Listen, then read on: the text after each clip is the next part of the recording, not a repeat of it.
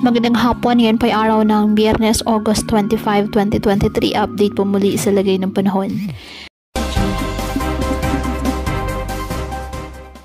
Lumakas pati sa napong tropical storm category ang Bagyong Goreng na mataan ang pag-asa ang sentro nito sa may east-southeast ng Basco, Batanes.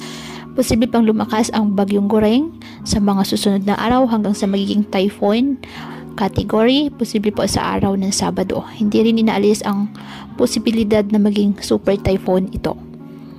Sa weekend, inaasahang mabagal pa rin ang kilos ng bagyo habang gumagawa ito ng looping o paikot na track.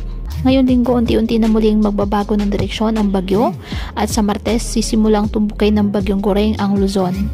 Sa ngayon, mababa ang tsansa nitong maglandfall. Ngayong araw, asahan pa rin ang pag-ulan sa extreme northern Luzon at sa ilang bahagi ng Central Luzon, Calabarzon, Aklan, Capiz at Mindanao. At sa hapon, uulan na rin po ang iba pang bahagi ng bansa. Posible ang heavy to intense rain sa ilang lugar, lalo na po sa ilang bahagi ng Batanes at Babuyan Islands, kaya maging handa pa rin sa banta ng pagbaha at pagguho ng lupa. Kaya pinapayuhan po ang ating mga kababayan na paghandaan ang nasabing bagyo at maging handa po sa mga posibleng pagbaha at pagguho ng lupa, lalo na kapag may malalakas na ulan. At yan po muna ang update sa lagay ng panahon ngayong araw. Muli patuloy po tayo na mag-ingat at palaging tandaan, God loves you. Stay safe and God bless.